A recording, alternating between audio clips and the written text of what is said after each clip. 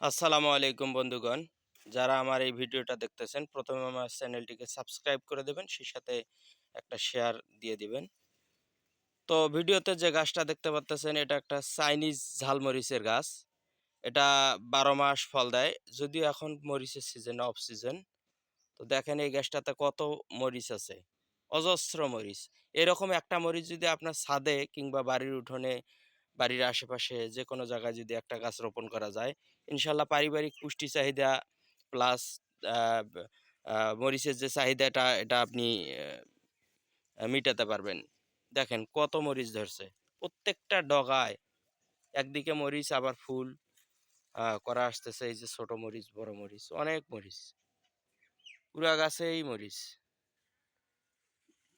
সারা বছর এই গাছ থাকবে। তো বর্ষার পানি ওঠে না, এমন থেকে একটু উঁচু জায়গায় যদি রোপণ করা যায়, রোগ প্রতিরোধ ক্ষমতা কিন্তু এর অনেক বেশি এই জাতের মরিচের।